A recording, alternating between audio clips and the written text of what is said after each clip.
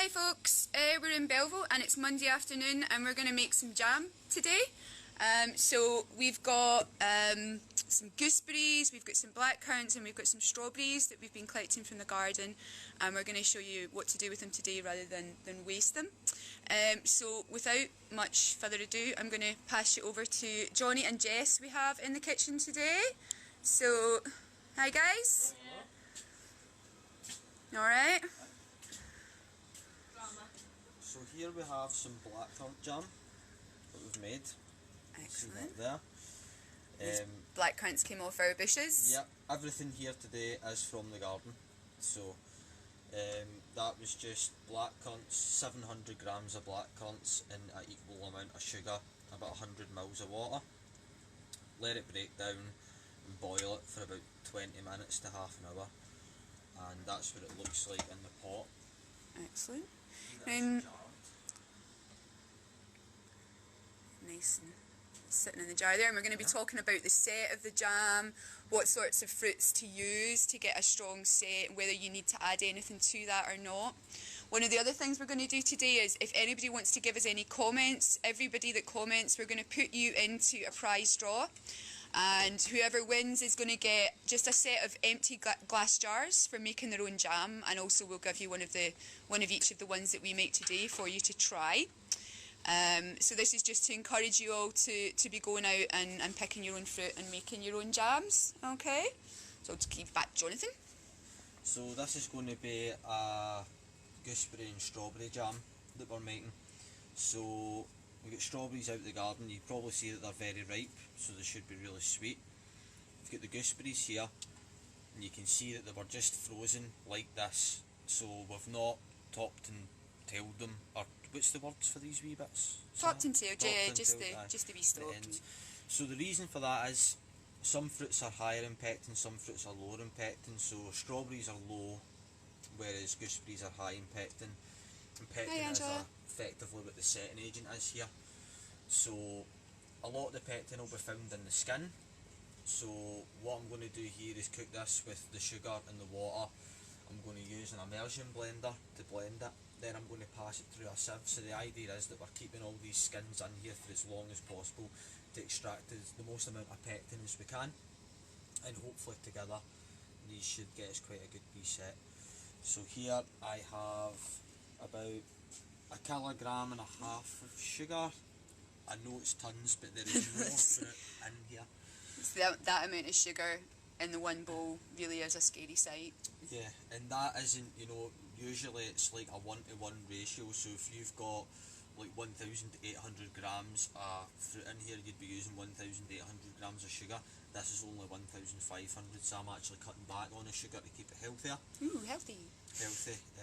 Remember that, you know, sugar is your preservative, so if you want to cut down on the sugar, just keep in mind that it might not keep as long and you might not get quite as good a set, but we're using things like this that are really high in pectin. Hopefully we'll get the set that we want. So we've got a couple of comments there, one from Angela and one from Ruth, just saying that they want to try making jam, so stick with us guys, that'll be fine.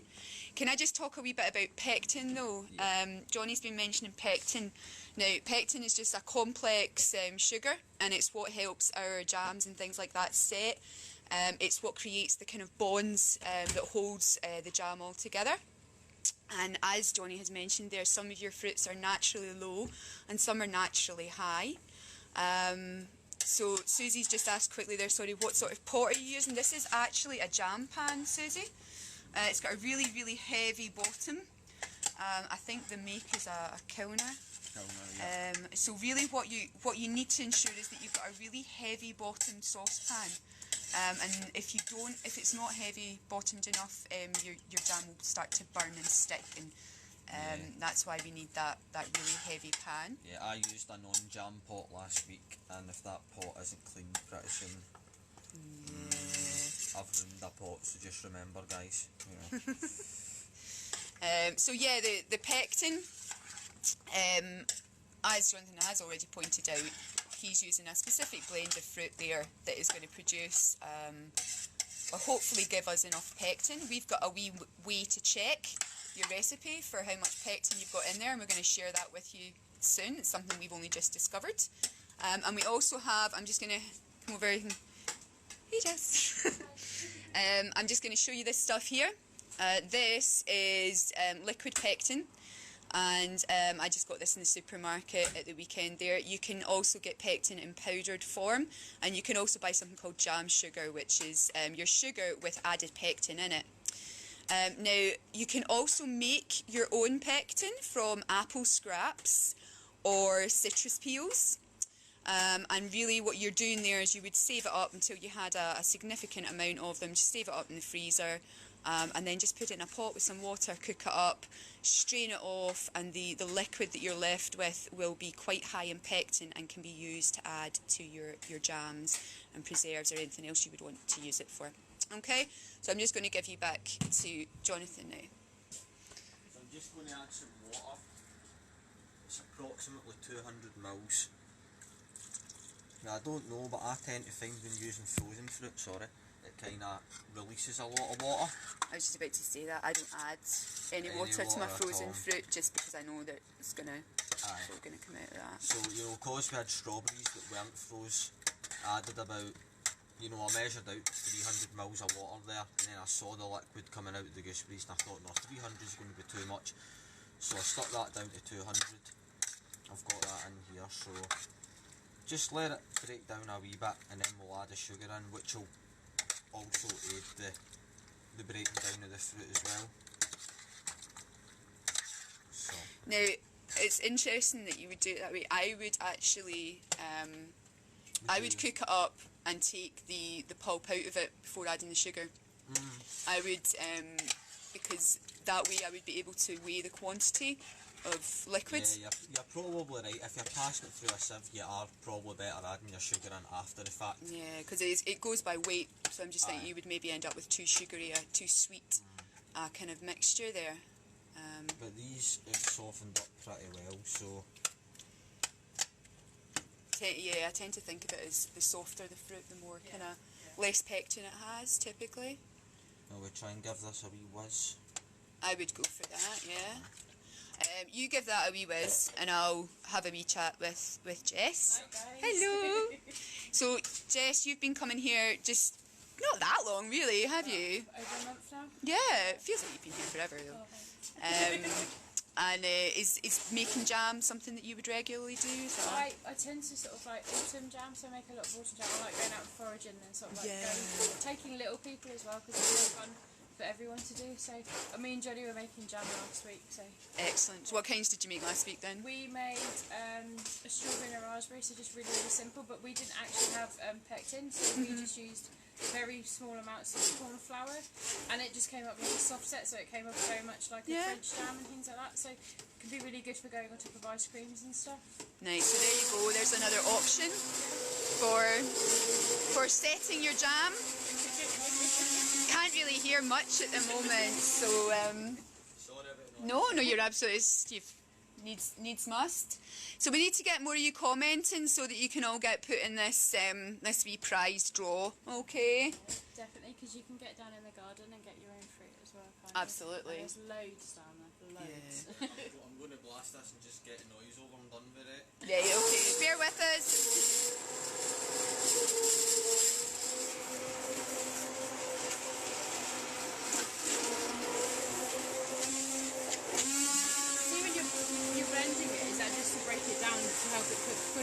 Is that when you're doing it like that? Yeah, and it also what we're wanting to do is we're going to strain out the skins. Okay. So we want the skins to kind of cook in so that we get all that pectin out of there. Okay. But we want the kind of the fruit and the juice to come out, and we're going to strain the skins out. So if you haven't got a blender at hand, what would you? I would use a potato masher. In fact, I typically do use a potato masher. I used a potato masher on the blackcurrants. Okay. So I purposely, you know, so today we'll have a jam that's kind of textured, if you will. Wow, look at how much that's set already. So that was liquid when we done it, 20 minutes ago? And now you can see there's a skin, it's clotting up good. Excellent. And you've left the skins out, you've left the actual blackcurrants in there, you haven't strained that one? Not at all, because you know, like you were saying with the skins, you find a lot of the pectin in there, so thought I'd leave that in. Okay, right, so what we're at now is we want to strain this off and then weigh what we've got, or just measure what we've got, and add the relevant amount of sugar into that as well. Okay? Yeah, so we're going to strain this through regular old sieve, which are great for what we're doing. I might, another pan up? yes please. I might use this here if I was using it in the kitchen, but I know that not everybody has one of these. Probably slightly better, but these do a really good job. Thanks, Jen. I'm just going to say something else here about straining off your jam. And personally, I remember my mother making jam when I was little, and it sat on the cooker for days, it seemed like, and it just seemed this big sort of trial to me. But apparently, what we're doing here is we're just straining it through a sieve. So if you were sort of competing and showing your jam, you would want to leave it in one of these jam bags overnight and allow it to slowly drip through, and that gives you, your jam has a certain level of clarity, which is one of the things that you would be graded on if you were competing and sort of entering your jamming competitions. So that's what that's about. If you're making jam for your own consumption, it doesn't really matter if it's clear or not, and this is honestly just a really much quicker way to get on with that and to get it all strained down. So you'll see in a second, guys, as I'm doing this as well, what will be left in here is the skins and the wee rough bits for the gooseberries and all the seeds for the strawberries should be left. And as we haven't added anything to this other than water yet, so that's perfectly reasonable to put that in your compost heap. Yeah. There's no fat or anything like that in it, so it's fine. Maybe, guys, if you want to comment and let me know if you could find a use for this barred compost. Yeah. Because, you know, it really is, it's fruit. Fruit pie fillings, something like that. Fruit pie fillings, you could maybe make cordials out of that. Oh, could we dry it and make fruit leather? Never heard of that, but yeah, I'm sure. Jess says yes. Jess is going to let me.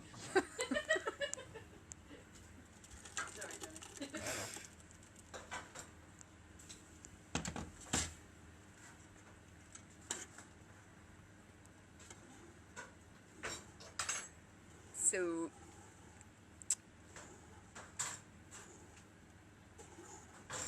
you want me to get smoothies? Yep, smoothies. Perfect. And because it's been cooked now, even if the fruit had been frozen beforehand, it's now been cooked, so you could refreeze it.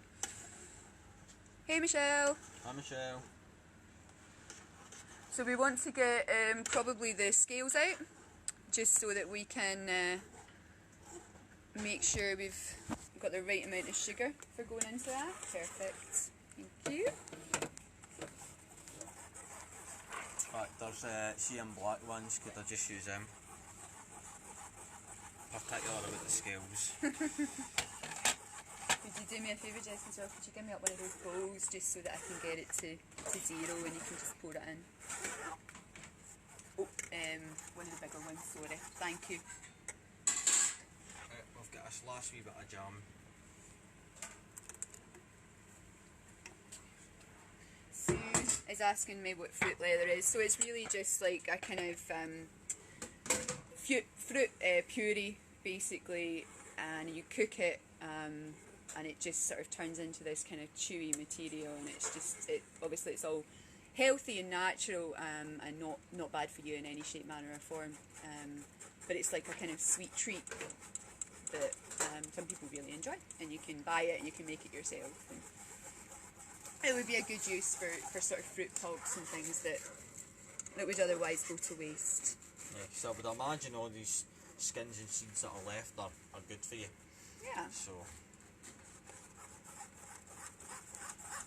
So that scale is set up there for you with a bowl on it, set to 0, so it's just a case of pouring it in, seeing how much sugar you've got. Jess, do you maybe want to take over from me passing this jam and I'll weigh the sugar?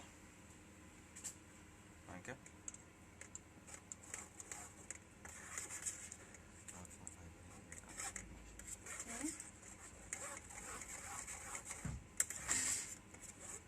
There's Marion. Marion says she's had great fun learning to make jam here. Yeah, Marion, you've been to loads of our little workshops, and preserving is actually one that we do repeatedly, because it's something that people are always interested in, and every year it comes up. You've got this glut of fruit. You've got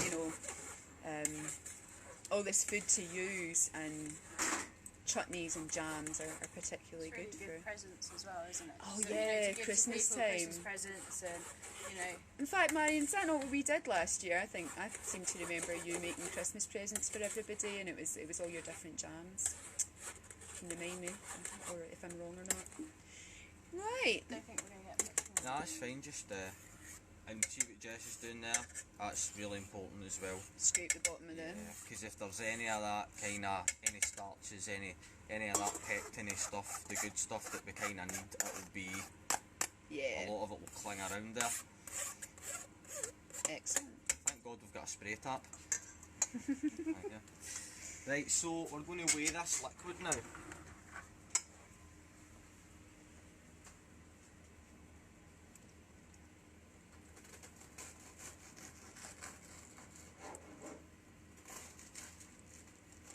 And there's quite a lot that we've got out of that. Yeah, so that's a kilogram, so I'll go for a kilogram of sugar. Okay. In terms of getting a set, I would say the most I would want to cut that down to would be 800 anyway. I kind of think about it as sort of 80% to 100% of your fruit. While Johnny's weighing that out, just over here we've got freshly boiled water with our jam jar lids in there. And we have sterilised all our jam jars through our dishwasher. So there's a few different ways that you can sterilise your jam to keep yourself safe. Sterilise your jam jars. One of them that I do in the house is just wash them out with soap and water, and then I just put them in an oven for about 20 minutes, maybe about 100 to 120 degrees, and that sterilises them fine. You can also sterilise them in the microwave. Obviously it's not much room in a microwave, and the other thing that you can do is doing them on the cooker top in a large pan and just boil them up with water. Your lids, however, just freshly boiled water, cover the lids for 10-15 minutes, and that should be fine. Okay, so is that you ready to go, Johnny? Yeah. Yeah, this I love this bit. I love watching the sugar soaking up the colour. It's like when you put sugar in your cappuccino and you watch it sinking below the foam, even though I don't even have sugar in my cappuccino. I just like putting it in to watch it. Don't know if you can really see it on the film, but it's just around the edges, it's just soaking up and slowly falling into the pink. And I just love things like that. So. Sorry. So you can see there what we were talking about. It's not a very clear jam. It looks kind of cloudy almost. And if you had left that for the 24 hours to go through its wee jam bag, it would be all clear and beautiful and perfect. Still tastes the same though. So we're dissolving this sugar and boiling it up, giving everything a chance to work. Yeah, Marion, you made hampers and it was great. That was part of what we wanted somebody to do. So, you're going to do it again this year, Marion?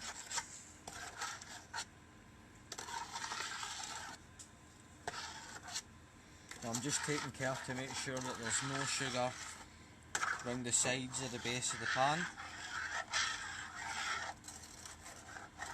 I suppose a good indication of whether it's all melted or not is when you stop hearing a gritty sound. You'll know that the sugar's all gone. You can see that sort of scummy bit forming on top as well. We were talking about that today, weren't we, as well? So that'll just be, just general kind of scum, and we will take that away. I think it might be good to mention as well that I had quite a bit of difficulty de-scumming that because there was less of it. It is easier to scum bigger amounts. Yeah, when you've got a nice deep pan. And when I say scum, I mean like de-scum. Like Yeah. take it away. Well, we were mentioning about how some people put the butter in the jam, and it sort of dissipates all those kind of bubbles and sort of gets rid of that. But we really rather not add butter into our jam. But yeah, when you're taking the scum off of the top of things, it goes for the same with soups as well. Just get it to a nice boil, maybe not a rolling boil, nothing too aggressive, but if we get some bubbles, it'll help to kind of part the scum so it's easier to ladle off. I'm just wondering, you know, like, should we maybe try this Aye, we could central, try because that. this is our big blast heat hob. So it's important to get it up to a high temperature. Some of you may have what they call a jam thermometer, and it indicates when you've reached the temperature. It suggests that you have to get it to 105 degrees, which is actually really difficult to get it to on your kind of general, you know, on your average kitchen cooker. It's really difficult. It doesn't necessarily, I have found, have to get to 105 degrees, but it does have to come to a decent boil, and it does have to boil for about 20 minutes. But that's okay, because we're just going to get this on and get it going, and then we're going to go back to our blackcurrant. I'll just show guys, well, although it's not boiling yet, you know, so you're just using a ladle to just take as little off as possible. So that's another thing as well, you know, the bigger amounts that you're doing, you won't need to worry so much about wastage, because there's more of it. As if you've only got a wee bit of it, it can be quite hard to try and get it without stealing all the jam.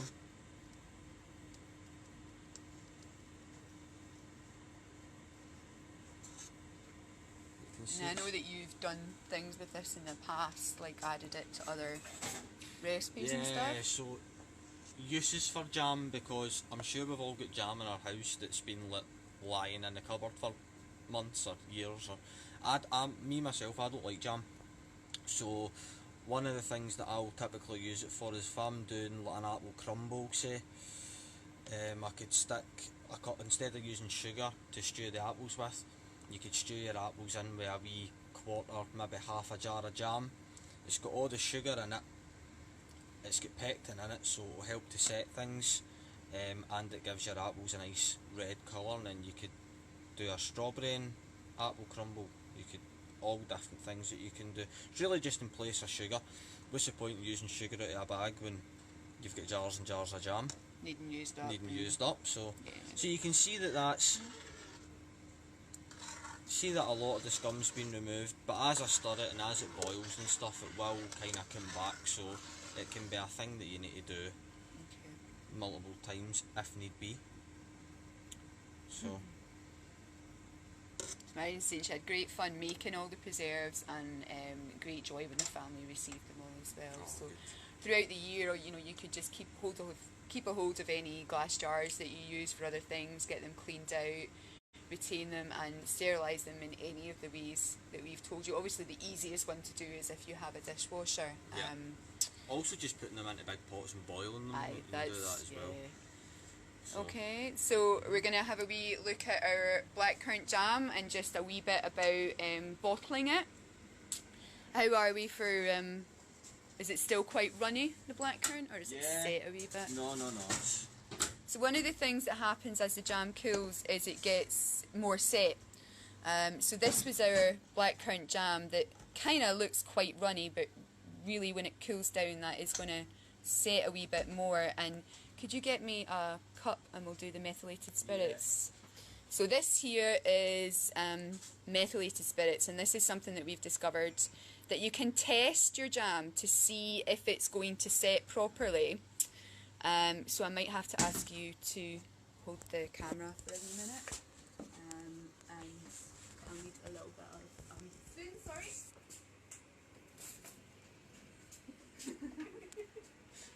So, I'm just going to take probably about a teaspoon, not too much, and then I'm going to put 3 times as much methylated spirits in that, but I want it to kind of cool down a wee bit first. So just going to quickly shove it in the freezer. If you haven't got something like methylated spirit, could you use like a normal spirit, or would it just have to be like a vodka or something like that, or a gin? I actually don't know. This is something that I've just newly found out about. We tried it this morning and it certainly worked. So I would recommend just having a wee mess about with that and see what happens when you put a wee spirit in it. It shouldn't take too long though. So just while we're waiting on that, we can kind of talk about where you fill your jam jars to. Yeah. So we do not want to have too much air in there, because the air is what's going to let it sort of, go off basically, and produce harmful bacteria. Traditionally, you would have put a little Yeah, we actually do wax have disc. we do have them today. Yeah, well that just helps keep the air out of your mixture. But personally, it's not something that I typically use. No, not me, but we might today just because we've got them here. This is cooled down just a wee bit, so I'm just going to put in basically 3 times as That's much the jam. wax discs. And what I'm wanting to look for is to see how it clots. Okay, so if it goes into one big clot, I'm going to mix it all up. So you can see that it's gone into one big kind of clot there, yeah? Yep. And basically that means apparently that when it is forming, the pectin has come out, it is forming its bonds and it is going to set. Yeah. If you had apparently a couple of clumps, if it's split into like 2 or 3 clumps, then that means that your pectin's on its way to forming, and you can keep boiling it up to get a really good set, or you could probably take it off at that point. And if it's just sort of split apart and separated through the spirits, then apparently that means that your pectin is not forming, which means you would want to maybe add pectin to it, or just cook your fruit up for longer to kind of bring the pectin out. Yeah. We'll talk about as well putting the plates into, like, if you put a plate into the freezer. Yep, I actually have some in the freezer. Alright, good. So we could try that as well. Yep. So if we put plates into the freezer, it gets it nice and cold, then you can drip a wee bit of the jam onto the plate, run your finger down it, and then if it leaves a line and doesn't like meet in the middle, it's usually good to go. So Okay, so we need to let it cool just a wee minute, yeah. and then hopefully we'll see this kind of set on it. So do you want to get, I'll take the control back. If you want to get a jug, and we'll start getting a couple of these filled up. So Yeah. it is coming back a wee bit, but you can see that it's left a line. Absolutely. The other way to think about it is it's if you push it and it starts to kind of wrinkle, surface wrinkles, you can see that that's the pectin working. Okay. That's good. We'll take a wee look at us just for strawberry. Okay. See, that's good. You want it to boil up like that about 20 minutes maybe. We'll just show you guys as well what I was talking about, trying to de-scum it. So this colour of this actually isn't too easy to see, but I don't know if the camera is picking it up. So that's jam, that's the scum sitting on top. So when it's at a bit of a boil, it makes it easier. Just lift that Yeah, from round the just to edges. go round. Ah, yeah, definitely. Same with soups. If you're trying to de-scum a soup, just get it onto a nice rolling boil, and it means that it all goes to the sides. Say because it's strawberry and it's sweet, can you use sort of the scum? Could you keep it and use it to put on like an ice cream or something like that? And just absolutely. So you're using every part of it, kind of. Yeah. So The- you could make a syrup out of this. Yeah, and what you were talking about, putting it in your crumbles and everything like that, that you could use Just, that for yeah, that as well. Yeah. Aye, sometimes when you're doing this, it kind of feels as if it's never going to end, and it feels like it will eventually stop. You might not get every single bit, but it will. So it's got a couple of comments there about loving the advice and that people are learning something new, so that's really good to Good. hear. If anybody's got any questions, please fire away. We're not going to be on much longer because we are trying to keep these lives sort of shorter. That's half an hour now. So really all that's going to happen is I'm going to get Johnny to show you filling up a couple of jam jars. I want the guys to have a wee taste of it so you can see how lovely and tasty it is. Fill some of these up just now then. Yeah. So you can use funnels, you can use bottles that you cut the bottom of and like fashion your own funnel.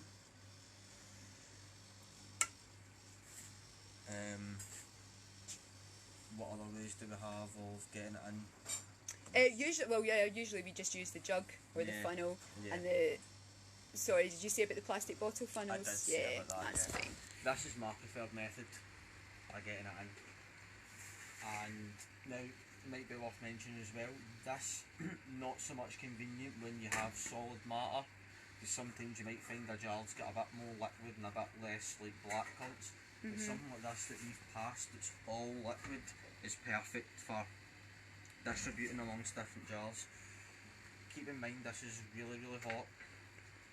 This is a bit kids probably shouldn't be doing, but I have it in the jar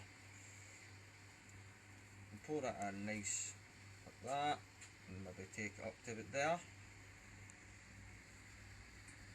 Okay. Then we'll get a nice sanitised lid.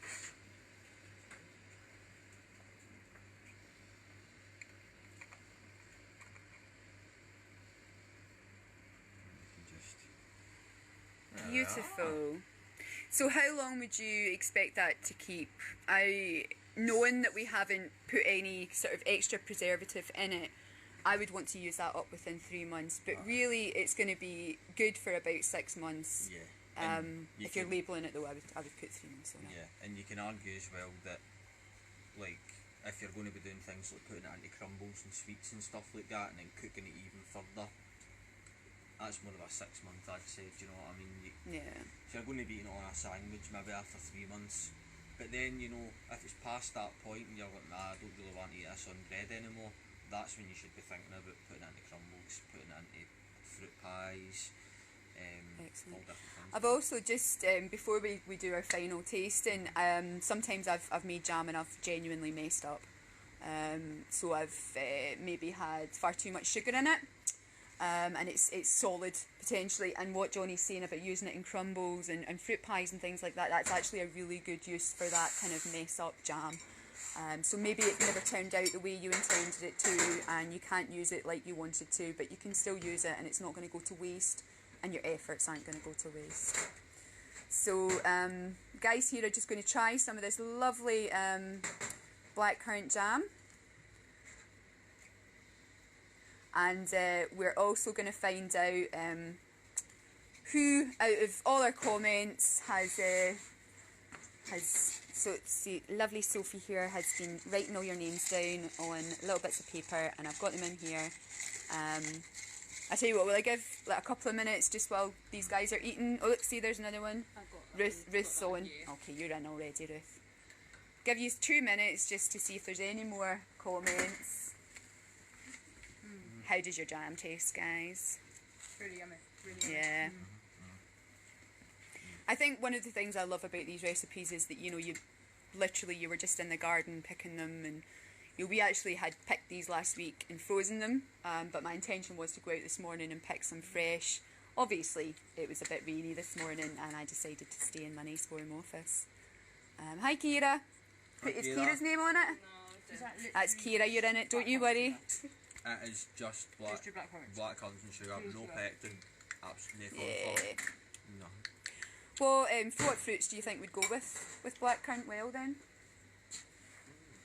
Other berries, Yeah. I think, aye. Apple, I think, just because it's such a good source of pectin, I would quite often put apple in everything. You know, so like strawberry and apple, raspberry and apple, blackcurrant and apple, just to make sure you get a set. Right, okay guys, I'm going to pick a name. Oh, right. Angela here. Angela! What's Yeah. happening, Angela? Johnny's Well done. delighted. Sorry, I was trying to unfold it so I could show you, prove to Angela, you that right winning things? At raffles and stuff like that. Apparently you're too lucky, Angela. So that's fantastic. What we're going to give you, Angela, is just a set of empty glass jars and a couple of the ones that we've made today for you to try, and we are really hoping that you'll go out and pick your own brambles and apples and everything and make your own jam, and you can let us know how you got on with that, okay? But thank you so much. We've actually had a really pleasant afternoon there.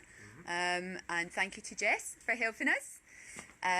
Okay, so if everybody wants to just say bye-bye, bye. Bye. Bye.